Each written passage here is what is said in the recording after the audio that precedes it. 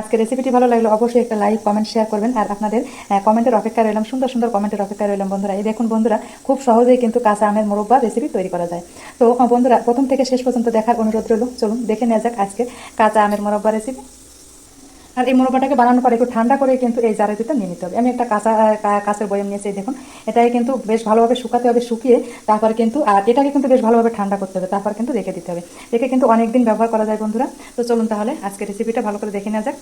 আজ তৈরি করে দেখাবো কাঁচা আমের মোরব্বা রেসিপি। তো এই দেখুন, একদম টাটকা কাঁচা আম নিয়ে আসছি আমি। এই দেখুন, তো এখানে 4টে কাঁচা আম আমি পরিষ্কার জল দিয়ে ধুয়ে নিয়েছি। এবার আমটাকে আমি একটু এই চাকু দিয়ে কেটে নেব।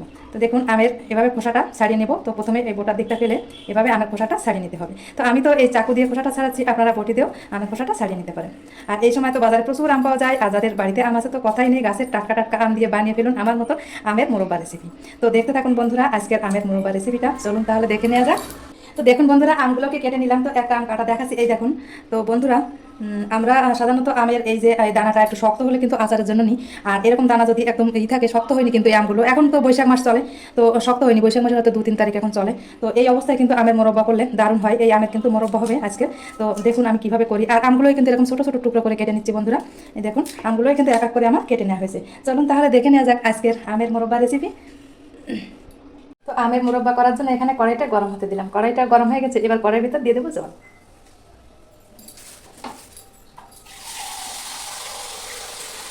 তো জলটা এবার দিয়ে দেবো। জলটাকে এবার একটু গরম করে নেব। তো জলটাও কিন্তু মোটামুটি গরম হয়েছে, এবার এর ভিতর দিয়ে দেবো লবণ।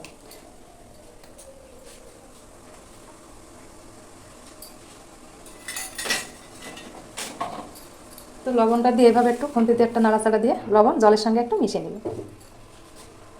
এবার আমি এই লবণ জলের ভিতর দিয়ে দিব আম। দেখুন, কোনো রকম রোদে দেওয়ার ঝামেলা ছাড়াই আজকের রেসিপিটা হবে। খুব সহজেই কিন্তু আজকের রেসিপিটা করে দেখাবো। আর বন্ধুরা, একটা অনুরোধ রইল, প্রথম থেকে শেষ পর্যন্ত ভিডিওটি দেখবেন। তো এই দেখুন, আমগুলোকে এবার দিয়ে দেবো।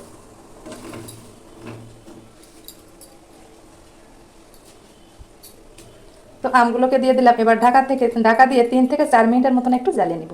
খুব বেশি জ্বালাতে হবে না, 3 মিনিটের মতন জ্বালিয়ে নিলেই হবে। ফিরে আসলাম 3 মিনিট পর। এবার ঢাকনাটাকে একটু তুলে নেব। খুব বেশি জ্বালাতে হবে না। তো দেখুন, 3 মিনিট পর ঢাকনাটা তুলে এভাবে একটু খুন্তি দিয়ে নেড়ে চেড়ে দেবো। আমটাকে কিন্তু খুব বেশি সেদ্ধ করা যাবে না, ওই জন্য আমি 3 মিনিটের মতন সময় নিলাম। যেহেতু আমটার ভিতর যে আটিটা ছিল ওটা কিন্তু শক্তই হয়নি। তো এই দেখুন, এবার আমটাকে আমি একটা পাত্রে তুলে নেব। তো আমগুলোকে একটা ছাঁকনি দিয়ে এভাবে একটু তুলে নেব। এই দেখুন,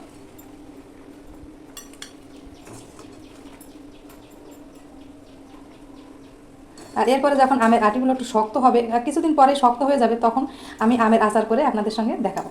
তো এখন আমি দেখাবো হচ্ছে আমের মোরব্বা। তো দেখুন, আমগুলোকে কিন্তু আমি তুলে নিলাম। তো আমগুলোকে তুলে কড়াইটা দিয়ে দিলাম। এবার জলটা ফেলে দিলাম। এবার এই কড়াইয়ের ভিতর দিয়ে দেবো চিনি। তো এই দেখুন বন্ধুরা, এখানে কিন্তু 500 গ্রাম আম ছিল। তো 500 গ্রাম আমের জন্য 500 গ্রাম চিনি লাগবে। তো এই দেখুন, 500 গ্রাম চিনি আমি নিয়ে নিয়েছি। এবার আমি এই চিনিটা দিয়ে দেবো। আর বন্ধুরা, এই বাটিতে দিয়ে দেবো 1 বাটি জল। তো জলটা দিয়ে এইভাবে একটু চিনির সঙ্গে মিশিয়ে নিই। তো এই দেখুন, চিনিটাকে তো জ্বালিয়ে নিলাম। আর এখানে দেখুন, নিয়েছি 2টো এলাচ দানা, মুখটাকে কিন্তু ফাটিয়ে দিয়েছি। আর নিয়েছি 2 টুকরো দারুচিনি, এটা আমি দিয়ে দেবো। আর এদিকে দেখুন, আমগুলোকে একটা জালিতে রেখেছিলাম যাতে আমের জলটা ঝরে যায়। তো আমের জলটাও বেশ ভালোভাবে ঝরে গেছে। এবার আমি আমগুলোকে এই চিনি শিরার ভিতর দিয়ে দেবো।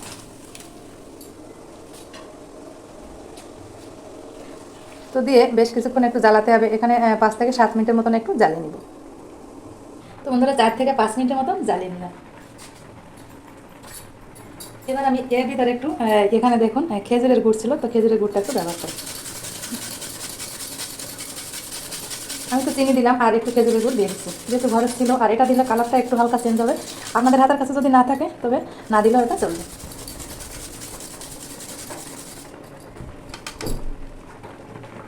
আর এখানে দেখুন বন্ধুরা, এই সন্দুক লবণ নিয়েছি। সন্দুক লবণ বা বিট লবণটা আপনারা দিতে পারেন। তো এখানে লবণটা একটু দিয়ে দিতে হবে। তো এই দেখুন,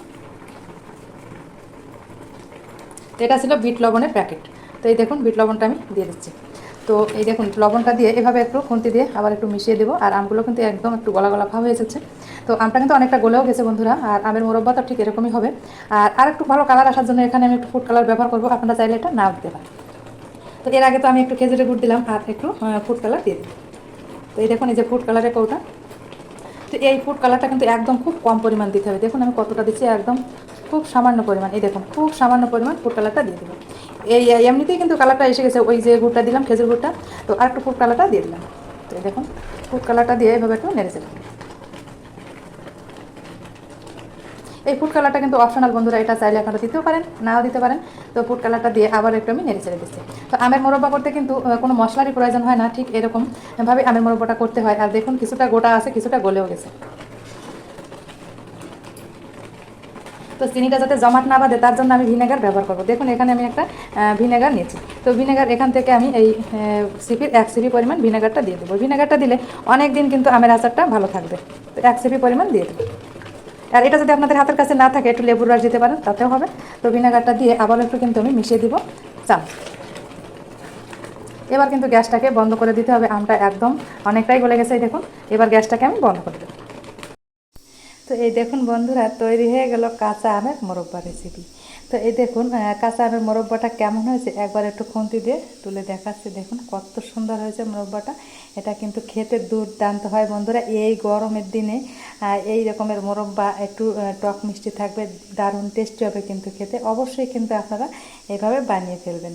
তো বন্ধুরা আপনারা সবাই ভালো থাকবেন, সুস্থ থাকবেন। দেখা হবে অন্য কোনো নতুন রেসিপিতে।